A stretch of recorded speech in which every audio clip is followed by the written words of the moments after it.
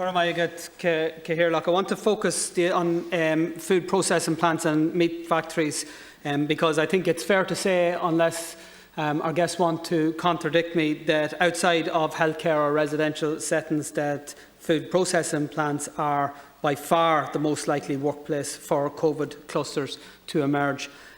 Two of my questions are to ask, what basis does testing currently take place within these type of factories? In other words, is there random testing, is it routine testing, or does testing only take place where a case is either suspected or confirmed? And the second part of this question is, whose responsibility is it to inform the public when confirmed cases emerge from these factory settings? Deputy, just on the process for food processing plants, meat plants in general, the testing process is determined literally what happens, and the public health team would guide it. So they would guide whether it's a mass testing, and it's kind of similar, just related to criteria for schools. So they would assess it based on the transmission of the virus, the seriousness of the cases emerging from the virus, local management and how they've adapted to the requests for implementation of certain measures, the capacity of the plant to implement the measures, the capacity of the workforce and compliance to implement the measures.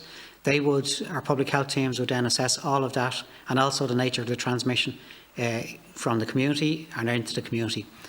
They would address all of those factors and determine the testing approach, whether that's a mass testing. Obviously, we would then assess both in terms of serial testing in conjunction with NPHET. So we've done a combination of both. We've done mass testing in plants where outbreaks emerge. Okay, well, I was asking what the current basis. Whose responsibility is it to inform of confirmed cases within factories?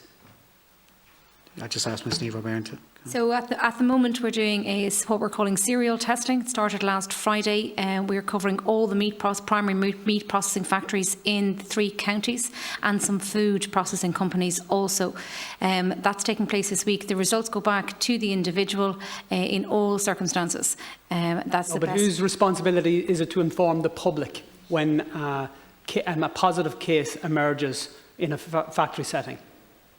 The HSE communicate to the individual. That's our because the reason these questions are so important is because we know that these centres are the source of considerable outbreaks that arguably led to the more restrictive restrictions in place. So on early this week, for example, APB in Clones, it emerged the 2 workers from that factory had contracted COVID-19 and tested positive. It then emerged that it was actually 10 days ago that those cases had actually been confirmed, but it was only this week that testing was taking place. Throughout all of that period, the factory has been operational. A very similar situation occurred in Cahir in County Tipperary, where this morning it emerged that as well as the initial cases, there have actually been 22 further COVID-19 cases. So you can appreciate the absolute anxiety that is occurring within the counties in which these sites are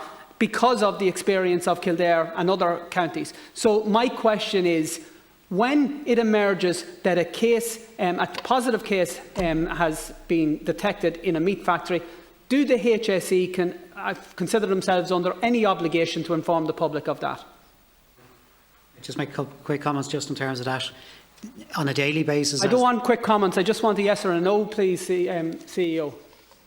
Deputy, I'm sorry, it's not a yes or no. I need to give you the detail of it. Specifically in relation to daily cases that emerge, they are published on the HPSC site in terms of local electoral district area, and they're communicated by NPHET at their weekly conferences, and we would also communicate out as well. And that's on the site. I'm happy to share the links to that site. No, I would urge a word of caution. Again, CEO, and apologies because my time is running short. I would urge a word of caution, as well as asking Deputy. whether or not you consider it to inform the public, can I also ask you, why is the testing being carried out at the plants that I mentioned by private companies, and why is it that the HSE are paying for it? Did the meat factories request that the public would pick up the bill for that? Please, your question, as I clarified earlier on, where we carry out the testing, we fund it. If it's privately carried out by the meat plants, they are funding it. That's the approach. Just specifically, I would urge a word of caution, and I know that an effort of communicating on Can I that. ask, Can I just finish briefly? Can I ask in writing in relation to the funding aspect of all of this? Yep. So Can I just the finish language that briefly? is used, because all of the information we're getting from the meat plant in respect to the meat plants is coming from the meat factories themselves, and I don't trust them, to be quite frank about it. But they're saying that testing has been carried out by private companies in conjunction with the HSE. So I want to know who's actually paying for that, and if it is the public purse, why are the public paying for this provision, considering that every other business in the country has to cover the cost of COVID?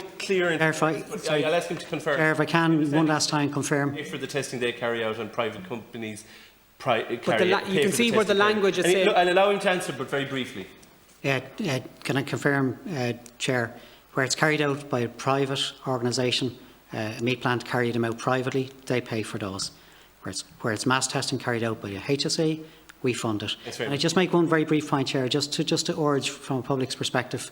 I think there's a really interesting study from the ESRI this morning. What we're seeing in the transmission of the virus is not just in meat plants. In fact, a high prominence of transmission is in various workplaces and largely in community and social and home workplaces. And I think the ESRI report made a very good point just about a public's perception of blame in terms of transmission of cases.